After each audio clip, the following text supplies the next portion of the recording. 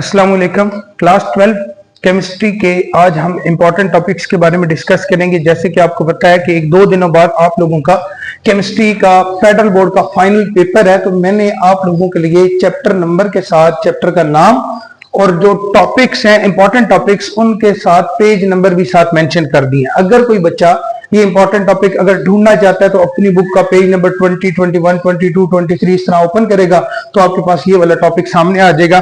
तो इस तरह से आपको ढूंढने में बड़ी आसानी होगी। तो ये मैंने जो पास्ट पेपर है उनकी हेल्प से ये इंपॉर्टेंट टॉपिक्स लिखे हैं। पास्ट पेपर में इसलिए कह रहा हूं क्योंकि यहाँ कुछ बच्चे ये कहेंगे कि बुक फर्स्ट टाइम आई है तो पास्ट पेपर कैसे।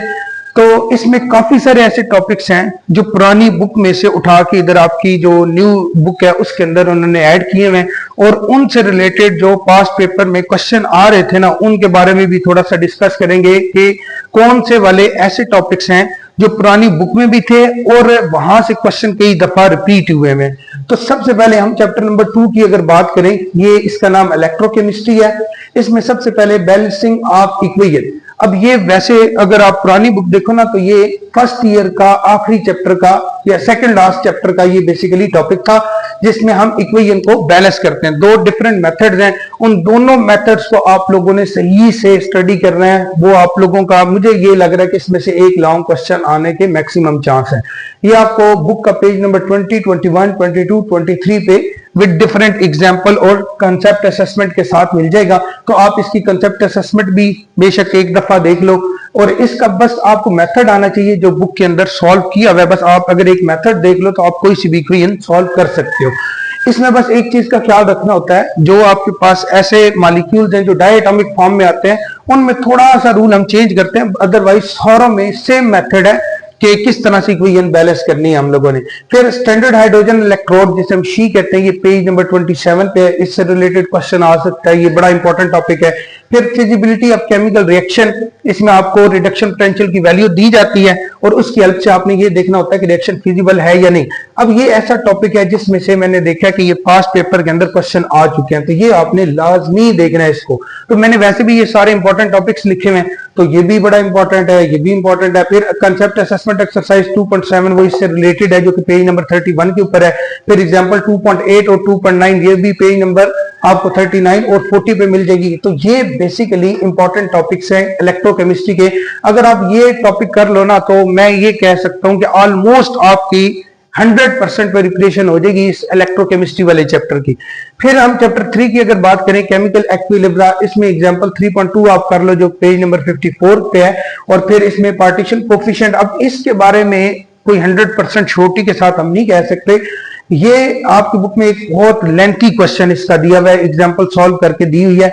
मुझे ये लगता है कि इससे रिलेटेड जो क्वेश्चन आएगा ना वो इतना लेंथी नहीं आएगा, इसको कोई ना कोई इससे रिलेटेड शॉर्ट क्वेश्चन पूछ लिया जाएगा। अगर वो आप एक एग्जांपल जो बुक में सॉल्व की हुई है वो अगर सही से कर लोगे ना तो मेरा ये ख्याल है कि आपका ये टॉपिक भी हो जाएगा, क्लियर हो जाएगा। अब इसमें ये दो चीजें आप अगर कर लोगे तो आपका इंशाल्लाह ये चैप्टर जो है वो बिल्कुल जबरदस्त हो जाएगा। और ये केमिकल इक्विलिब्रियम में 3.2 एग्जांपल मेरे ख्याल में बफर सॉल्यूशन वाली है, मैं चेक भी कर लेता हूं।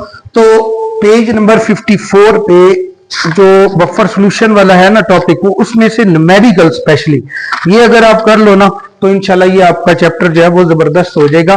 पेज नंबर 54 पे हाँ बिल्कुल ऐसे ही है। जो 3.2 है ये एग्जांपल आपके पास बफर सॉल्यूशन की, ये आप अच्छे से करोगे तो इंशाल्लाह पेपर आपका बहुत अच्छा हो जाएगा। इसी तरह से अगर हम बात करें फिर चैप्टर नंबर 4 की जिसका नाम एसिड बेस्ड केमिस्ट्री है, इसमें एक क्वेश्चन लाजमी टाइट्रेशन कर्व से रिलेटेड पक्का आएगा, ये आप इस चीज को कंफर्म कर लो। इसमें जो डिफरेंट 4-5 आपके पास कर्व्स दी हुई है ना तो उनमें से मे बी 2 आ जाए, मे बी एक आ जाए, शॉर्ट क्वेश्चन भी आ सकता है, लॉन्ग भी आ सकता है, दोनों चांसेस हैं। तो इसलिए ये लाजमी ये चैप्टर नंबर 4 में एक ही टॉपिक हमारा जो समेटिव है वो एक ही है। अगर आप ये सही से कर लोगे, एक ही चैप्टर है, अगर एक कर्व करोगे तो ऑटोमेटिक आपको बाकी भी तकरीबन याद हो जाएंगी, बस थोड़ा थोड़ा डिफरेंस है। तो ये चैप्टर नंबर 4 का। फिर चैप्टर नंबर 5 की बात करें तो ये भी एक इंपॉर्टेंट टॉपिक चैप्टर है। इसमें से बस 2-3 चीजें आपने याद करनी है, ज्यादा ये फोकस करने की जरूरत नहीं है। और इसमें बहुत ज्यादा डिटेल लिखी हुई है इन चीजों की जो यहाँ मैंने टॉपिक मेंशन किया, बस उसमें से आपने की पॉइंट्स याद करने। चैप्टर ग्रुप 2 एलिमेंट इसका नाम है, thermal decomposition of group 2 carbonates and nitrates, मतलब जब आप कार्बोनेट और नाइट्रेट पे हीट अप्लाई करते हो तो वो डिकम्पोज होते हैं या नहीं होते, अगर होते हैं तो वो किन चीजों में डिकम्पोज होते हैं। पेज नंबर 86 है, वहां पे आपको ये मिल जाएगा। ट्रांजिएंट थर्मल स्टेबिलिटी, इनकी थर्मल स्टेबिलिटी ये बेसिकली यही है, थर्मल डिकम्पोजिशन, वो पेज नंबर 86 पे आपको मिलेगी। Transient solubility of group 2 hydroxide and sulphate. अच्छा, ये जो आपका टॉपिक है ना, इसमें से मैक्सिमम चांस है कि ये क्वेश्चन इस दफा लाजमी पूछा जाएगा। तो हाइड्रोक्साइड और सल्फेट की सॉल्युबिलिटी, इसमें बस आपने वो एंथैल्पी चेंज और जो एंथैल्पी ऑफ हाइड्रेशन है, इन दो का फैक्टर आपने यूज करके इनकी सॉल्युबिलिटी को एक्सप्लेन करना है। तो मेरे ख्याल में अगर इन तीनों में से मेरे से अगर कोई पूछे ना कि ज्यादा इंपॉर्टेंट टॉपिक कौन सा, तो मैं transient solubility of group 2 hydroxide and sulphate की बात करूंगा। फिर इसी तरह से चैप्टर नंबर 6 है, उसमें ट्रांजिशन एलिमेंट है। ये दी मोस्ट इंपॉर्टेंट चैप्टर है इस बुक का। अगर मेरे से कोई पूछे ना कि इस बुक में से 2-3 चैप्टर जो सबसे इंपॉर्टेंट है, तो मैं उनमें से एक इलेक्ट्रोकेमिस्ट्री का नाम लूंगा, एक ट्रांजिशन एलिमेंट का नाम लूंगा और एक चैप्टर नंबर 8 जो हाइड्रोकार्बन। ये 3 चैप्टर अगर मेरे से पूछे जाए तो 3 मैं इनका लाजमी नाम लूंगा कि ये आपने अच्छे से प्रिपेयर करने हैं। तो आपके पास जो ट्रांजिशन एलिमेंट्स हैं, इनमें लिगेंड, ये शॉर्ट क्वेश्चन अक्सर पूछ लेता है कि लिगेंड की टाइप्स कौन कौन सी हैं, तो वो पेज नंबर 103 पे आपको मिल जाएगा। फॉर्मेशन ऑफ कॉम्प्लेक्स कंपाउंड, ये इसमें से आप या इन दोनों में से मुझे लग रहा है कि इस दफा एक लॉन्ग क्वेश्चन लाजमी पूछा जाएगा। तो फॉर्मेशन ऑफ कॉम्प्लेक्स कंपाउंड और उसके बाद D separating pattern in octahedral and tetrahedral. आपको पता है ऑक्टाहेड्रल और टेट्राहेड्रल में जो डी सेपरेटिंग है, उन दोनों का पैटर्न डिफरेंट है, और मुझे लग रहा है कि इस दफा फॉर्मेशन ऑफ कॉम्प्लेक्स कंपाउंड या लॉन्ग में आएगा या डी सेपरेटिंग, इन दोनों में से एक लाजमी लॉन्ग आएगा। तो इस चैप्टर को आपने सही से करना है। ये जो लिगेंड वाला है, ये नॉर्मली शॉर्ट क्वेश्चन आता होता है। फिर अगर हम चैप्टर 7 की बात कर लेंगे, ऑर्गेनिक केमिस्ट्री, इसमें एक ही टॉपिक मुझे लगता है कि वो ज्यादा इंपॉर्टेंट है, ज्योमेट्रिक आइसोमेरिज्म, जिसमें वो सिस ट्रांस आप लोगों ने बताने होते हैं। वो इतना कोई कॉम्प्लेक्स टॉपिक नहीं है, उसमें डिफरेंट एग्जांपल्स आपको मिल जाएंगी पेज नंबर 130, 131 और 132 पे। फिर इस बुक का the most important chapter number 8, जिसका नाम हाइड्रोकार्बन है, इसमें ये भी जो आपकी पुरानी बुक है उसमें ये टॉपिक था और इससे भी रिलेटेड कई दफा क्वेश्चन आ चुके हैं, ये और इससे नेक्स्ट वाला रेजोनेंस एंड ये। अच्छा, ये जो एटॉमिक या मॉलिक्यूलर ऑर्बिटल मॉडल है ना, ये भी आपने लाजमी करना है। इसकी डायग्राम स्पेशली कि हाइब्रिडाइजेशन कौन सी हो रही है, उसके और जो ऑर्बिटल्स हैं वो ड्रॉ करके with the help of shape, जो बेंजीन की शेप है उसकी हेल्प से आपने इसको एक्सप्लेन करना है। ये दी मोस्ट इंपॉर्टेंट टॉपिक है क्योंकि ये पुरानी बुक में भी था और अभी भी है, तो ये कई दफा पास पेपर में आ चुका है। फिर resonance and resonance energy of benzene, ये भी कई दफा पेपर में आ चुका है। ये आपने वो ग्राफ ड्रा करना है, एनर्जी और जो रिएक्शन प्रोग्रेस है उसके दरमियान जो बेंजीन रिंग की एनर्जी जो है वो 208 किलो जूल पर मोल है, वो वाली आपने डायग्राम लाजमी ड्रा करनी है। अगर आप डायग्राम लेबल करके ड्रा करोगे तो आपको वैसे ही फुल नंबर मिल जाएंगे। फिर उसके बाद है नाइट्रेशन ऑफ बेंजीन, ये मोस्ट इंपॉर्टेंट टॉपिक है। इन दोनों में से भी मुझे लगता है कि ये जो फेडरल क्राफ्ट रिएक्शन है ना, अल्काइलेशन या एसाइलेशन, या दोनों आ सकते हैं, इन दोनों में से कोई एक लाजमी इस दफा पेपर में मुझे लग रहा है कि लॉन्ग क्वेश्चन में आएगा। तो नाइट्रेशन भी आ सकता है, लेकिन नाइट्रेशन के मेरे ख्याल में इतना ज्यादा चांस नहीं है जितने ज्यादा चांस इस दफा फेडरल क्राफ्ट रिएक्शन के हैं, और ये दोनों टॉपिक भी आपकी पुरानी बुक में मौजूद थे। तो इनसे रिलेटेड कई दफा क्वेश्चन आ चुका है, स्पेशली ये वाला, उसके बाद रेजोनेंस एंड रेजोनेंस एनर्जी वाला, फिर एटॉमिक या मॉलिक्यूलर ऑर्बिटल। तो इसलिए ये चैप्टर आपने बहुत अच्छे से करना है। ये आपके टोटल इस चैप्टर के 4 टॉपिक है, जिसमें से 3 मैंने कहा है कि बड़े इंपॉर्टेंट है, तो ये आप लाजमी कर लेना। फिर अगर हम चैप्टर नंबर 9 की बात करें तो ये भी एक इंपॉर्टेंट चैप्टर है। इसमें से ये वाले जो क्वेश्चन है या ये टॉपिक्स हैं, इसमें कई दफा क्वेश्चन रिपीट हो चुका है, और ये चैप्टर भी आपकी जो ओल्ड बुक है वहां मौजूद था, और ये कई दफा मैकेनिज्म SN1 या SN2 या एलिमिनेशन रिएक्शन E1 या E2 के बारे में कई दफा पूछा जा चुका है। तो ये भी मेरे ख्याल में एक इंपॉर्टेंट चैप्टर कंसिडर हम कर सकते हैं। तो चैप्टर नंबर 2 की मैंने बात की, फिर चैप्टर नंबर 6 की, चैप्टर नंबर 8 की, ये 3 मैंने पहले बताए, एक ये चैप्टर नंबर 9, ये इसमें से भी क्वेश्चन आने के मैक्सिमम चांस है और लॉन्ग क्वेश्चन। तो ये अगर आप ये 3-4 चैप्टर सही से कर लोगे तो आप इंशाल्लाह लॉन्ग वाला पोर्शन तो बहुत अच्छे से हो जाएगा। और क्योंकि ये बात आपको पता है कि सिर्फ लॉन्ग वहां से नहीं आ सकते, वहीं से शॉर्ट भी बन सकते हैं, तो काफी हद तक आपके शॉर्ट और एमसीक्यूज भी इसी में कवर हो जाएंगे। फिर चैप्टर नंबर 10 है हाइड्रोक्सी कंपाउंड, जिसमें OH फंक्शनल ग्रुप होता है। इसमें acidity of water, phenol and ethanol, इनका कंपैरिजन आने के काफी ज्यादा चांस है। फिर ब्रोमिनेशन ऑफ फिनोल, तो अगर इस चैप्टर में से कोई मेरे से पूछे ना इन दोनों में से ज्यादा इंपॉर्टेंट जो टॉपिक है वो कौन सा है, तो मैं acidity of water, phenol and ethanol इनकी बात करूंगा। इनके रेजोनेटिंग स्ट्रक्चर की बेस पे आप इनकी एसिडिटी को एक्सप्लेन कर सकते हैं, या ये टॉपिक आपको पेज नंबर 185 पे मिलेगा। फिर ब्रोमिनेशन ऑफ फिनोल, ये वाटर की प्रेजेंस में या एक नॉन पोलर सॉल्वेंट की प्रेजेंस में हम ब्रोमिनेशन करते हैं, तो इस रेस्पेक्ट से ये इंपॉर्टेंट क्वेश्चन बन सकता है आपका। तो ये भी लाजमी आपने देखना है विद रिएक्शन, इसमें रिएक्शन लिखने पड़ेंगे, इसमें जो कॉन्जुगेट बेस है वो आपको लिखनी पड़ेगी, उसकी हेल्प से आपने एक्सप्लेन करना है। और ये शॉर्ट भी आ सकता है, लॉन्ग भी आ सकता है। फिर उसके बाद चैप्टर नंबर 11 की अगर हम बात करें कार्बोनाइल कंपाउंड, तो इसमें ये वाला टॉपिक सेम, जितनी इसकी इंपॉर्टेंस है उतनी इसी की भी है, बिल्कुल दोनों सेम सेम है। इवन मैं इन तीन में से कह रहा हूं कि लाजमी क्वेश्चन आने वाला है, बेशक आप देख लेना। एक acidity of water, phenol and ethanol, फिर comparison comparing strength of carboxylic acid, phenol and alcohol, ये दूसरे नंबर पे, और ये तीसरे नंबर पे hydrolysis of acyl chloride, alkyl chloride and aryl chloride. इन तीनों में से इस दफा लाजमी पेपर में क्वेश्चन आने वाला है, आप बेशक देख लेना। फिर इस चैप्टर नंबर 11 की हम बात कर लेते हैं। ये मैंने अभी आपको बता दिया, ये वाला भी बता दिया, दरम्यान में रह गया reaction of primary and secondary amines, इनके रिएक्शन और इनकी फर्दर फॉर्मेशन भी है, ये दोनों आप लोगों ने इसको भी लाजमी देख लेना, पेज नंबर 198 पे ये आपको मिल जाएगा।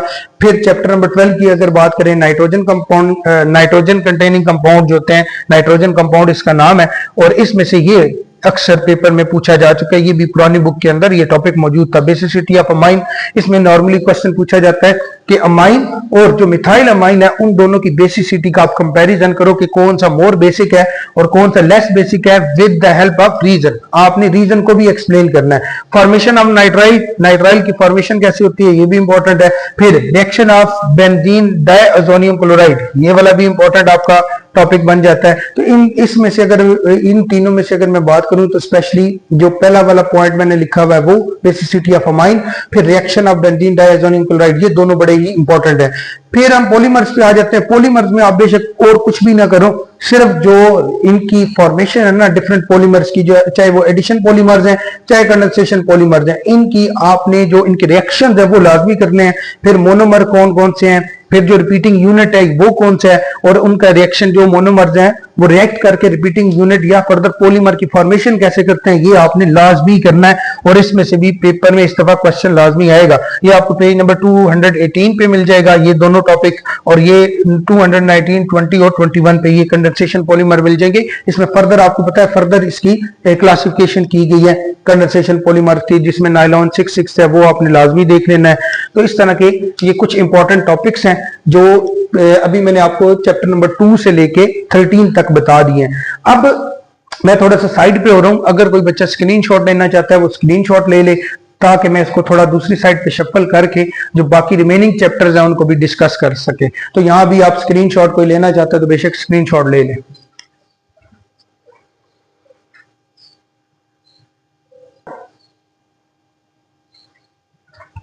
अच्छा जी, इसके बाद चैप्टर नंबर 15 है जिसका नाम बायोकेमिस्ट्री।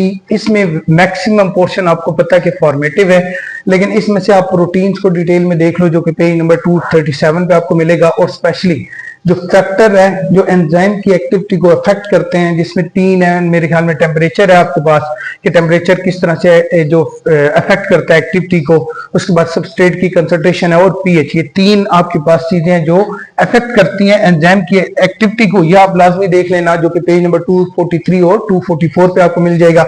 फिर अगर हम चैप्टर नंबर 17 की बात करें तो इसमें से भी मुझे लग रहा है कि इस दफा एक क्वेश्चन जो शॉर्ट में मैक्सिमम चांस है वो आ सकता है। आपके मॉडल पेपर के अंदर भी एक क्वेश्चन दिया हुआ है कि हम किस तरह से आइडेंटिफाई करेंगे मॉलिक्यूल्स के फ्रेगमेंट्स को, जो कि पेज नंबर 270 और 271 है। इसमें स्पेशली जो आप लोगों ने फोकस करना है, जो आपको स्पेक्ट्रम दिए हुए डिफरेंट मॉलिक्यूल्स के, जस्ट आप वो स्टडी करो और देखो कौन सी पीक कहां पे आ रही है, M+1 पीक कौन सी होती है, M पीक कौन सी होती है, किस तरह से हम कार्बन एटम्स को फाइंड करते हैं with the help of formula. आपकी बुक में फार्मूला दिया हुआ है। तो इसमें से मुझे लग रहा है कि इस दफा लाजमी शॉर्ट क्वेश्चन पूछा जाएगा। तो अगर कोई देखना चाहता है कि किस तरह का क्वेश्चन आता है, ये कई बच्चे मेरे से पूछ चुके हैं, ये स्पेशली आईआर और मैस स्पेक्ट्रोमेट्री से रिलेटेड। तो सिंपली आप क्या कर सकते हो, जो मॉडल पेपर है उसमें शॉर्ट क्वेश्चन मैंने देखा है कि उसमें एक दिया हुआ है किससे रिलेटेड, मैस स्पेक्ट्रोमेट्री की, मैस स्पेक्ट्रोमेट्री वाले टॉपिक से रिलेटेड, वो आप एक नजर देख लो। वो ब्रोमीन का मेरे ख्याल में दिया हुआ है। ब्रोमीन का क्वेश्चन है कि आप कुछ डाटा दिया हुआ है, उसकी हेल्प से आपने जो कंपाउंड है वो आइडेंटिफाई करना है। उसमें से काफी सारा डाटा ऐसा है जिसकी हेल्प से आप आइडेंटिफाई कर सकते हो। काफी सारा क्या, सारा डाटा ही ऐसा है जिसकी हेल्प से आप आइडेंटिफाई कर सकते हो कि वो कौन से वाला मॉलिक्यूल है। तो जस्ट इस तरह से आपको कोई स्पेक्ट्रम से रिलेटेड डाटा दिया जाएगा और आपने कंपाउंड को आइडेंटिफाई करना है। तो इसलिए ये शॉर्ट क्वेश्चन के हिसाब से मेरे ख्याल में ये इंपॉर्टेंट है, इसमें से लाजमी आएगा। फिर हम आ जाते हैं स्पेक्ट्रोस्कोपी, जो कि चैप्टर नंबर 18 है। आईआर इसमें से ज्यादा फोकस बच्चे करते हैं और इसी में से क्वेश्चन पूछा जाता है। IR spectrum of acetone, phenol, मतलब जो भी कंपाउंड आपकी बुक में दिए हुए ना, उन कंपाउंड के आईआर स्पेक्ट्रम को आपने आइडेंटिफाई करना है। अब यहां मैंने देखा बहुत सारे क्वेश्चन ये हैं बच्चों के कि हमें जो टेबल दिया हुआ आईआर स्पेक्ट्रम का वो हमें याद करना पड़ेगा या नहीं। तो वो आपने लाजमी याद करना है, क्योंकि अगर आपको वो टेबल में वैल्यूज याद होगी तो तब भी आप किसी भी कंपाउंड में जो फंक्शनल ग्रुप है उसको आइडेंटिफाई कर पाओगे। जैसे एसीटोन में जो मेन बैंड शो होता है वो basically carbon double bond oxygen का होता है, आपको पता होगा तो ही आप आइडेंटिफाई कर सकते हैं। अब ये फिनोल है, फिनोल में OH होता है ग्रुप, तो OH की प्रेजेंस कहां पे, उसके लिए बैंड कहां पे शो होगा, अगर आपको वैल्यूज का पता होगा तभी आप आइडेंटिफाई कर पाओगे। तो इसलिए जो आईआर स्पेक्ट्रम से रिलेटेड जो टेबल है वो लाजमी आप लोगों ने याद करना है। तो फोकस आपने किस पे रखना है, ज्यादातर जो कंपाउंड दिए हुए ना उन पे। और दूसरे नंबर पे जो एक क्वेश्चन मैंने देखा रिपीट हो रहा है बार बार, जो पुरानी बुक के अंदर भी ये आपका चैप्टर मौजूद था, तो वहां पे बेसिकली स्पेक्ट्रोस्कोपी में से प्रिंसिपल अक्सर पूछा जाता रहा है कि एनएमआर का प्रिंसिपल लिखो या आईआर का प्रिंसिपल लिखो, किस तरह से कंपाउंड्स की हम information with help of IR and NMR हम कलेक्ट कर सकते हैं। तो ये हमारा मेन टॉपिक है। फिर predict weather a compound will absorb in the UV visible, UV visible से रिलेटेड आपसे ट्रांजिशन पूछ सकता है कि कौन सा कंपाउंड है उसमें कौन कौन सी ट्रांजिशन पॉसिबल है, वो आपको आइडेंटिफाई करना आना चाहिए। जैसे कोई ऐसा कंपाउंड है जिसमें पाई बॉन्ड है तो उसमें पाई से पाई स्टार ट्रांजिशन पॉसिबल है, तो ये इस तरह की, जिसमें लोन पेयर है तो उसमें एन से पाई स्टार या सिग्मा स्टार ट्रांजिशन पॉसिबल है। ये आपको ट्रांजिशन का पता होना चाहिए। ये YouTube पे आपको सारे लेक्चर इससे रिलेटेड मेरे YouTube पे आपको मिल जाएंगे। कंसेप्ट असेसमेंट एक्सरसाइज 8.4 है, ये जो एनएमआर है उससे रिलेटेड है। आपने ज्यादातर इन असेसमेंट पे फोकस करना है और इसी तरह के क्वेश्चन बेसिकली हमसे पूछे जाएंगे। तो इसमें मैंने दो चीजें आपको बताई हैं, आईआर का प्रिंसिपल और न्यूक्लियर स्पिन फ्लिपिंग, ये आपका उसमें टर्म यूज हो रही है, लेकिन न्यूक्लियर जो एनएमआर है उसमें से आपने एनएमआर का भी प्रिंसिपल लाजमी याद करना है, वो पेपर में आ चुका है पहले भी। उसके बाद ये स्पिन फ्लिपिंग, ये शॉर्ट क्वेश्चन आता है। फिर उसके बाद केमिकल शिफ्ट, ये शॉर्ट क्वेश्चन आता है कि कोई भी पीक टीएमएस से कितनी दूर शो हो रही है, वो केमिकल शिफ्ट है, ये पेपर में अक्सर क्वेश्चन पूछा गया। और एनएमआर से रिलेटेड आपको कुछ डाटा दिया जाएगा और उस डाटा की हेल्प से आपने अननोन कंपाउंड को आइडेंटिफाई करना है। ये असेसमेंट एक्सरसाइज 8.4 उसी से रिलेटेड है, ये आपने लाजमी करनी है। फिर डिडक्शन ऑफ, ये सेम, ये वाला और ये दोनों तकरीबन सेम चीजें एनएमआर से रिलेटेड है कि किस तरह से आप किसी भी कंपाउंड का स्ट्रक्चर आइडेंटिफाई कर सकते हो with the help of CNMR and HNMR. दोनों जो एनएमआर है आपने दोनों को अच्छे तरीके से करना है। फिर चैप्टर नंबर अगर 19 की बात करें क्रोमेटोग्राफी की, तो इसमें ओवरऑल एक ही प्रिंसिपल आपको आना चाहिए कि किस तरह से हम क्रोमेटोग्राफी परफॉर्म करते हैं और उसकी हेल्प से हमें किस तरह से कोई भी कंपाउंड है उसमें जो डिफरेंट फ्रैक्शंस है उसको आप कैसे आइडेंटिफाई कर सकते हो, ये कंपोनेंट्स को कैसे आइडेंटिफाई कर सकते हो, उसका प्रिंसिपल या वर्किंग आपको आनी चाहिए सही से।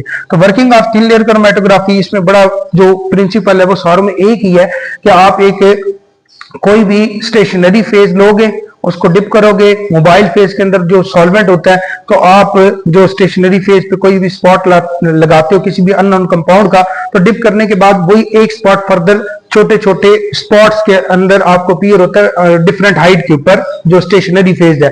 तो ये आप पढ़ोगे, लेक्चर सुनोगे तो या इसको खुद बुक से पढ़ोगे तो आपको ये इंशाल्लाह समझ आ जाएगा। अगर किसी को नहीं समझ आता तो वीडियो भी देख सकता है इसमें अगर कोई कंफ्यूजन है तो। जस्ट आप वर्किंग पे फोकस करो, और ये मैंने शॉर्ट करके लिखा हुआ है, बुक में थोड़ा लेंथी है तो उसको मैंने शॉर्ट करके भी यूट्यूब पे अपलोड किया हुआ है, आप चेक कर सकते हो। चैप्टर नंबर 20 की अगर हम बात करें तो उसका नाम है मटेरियल, इसमें प्रॉपर्टीज ऑफ लाइट, ये छोटा सा टॉपिक है, इतना लेंथी नहीं है, ये बुक वाला भी आप याद कर सकते हो।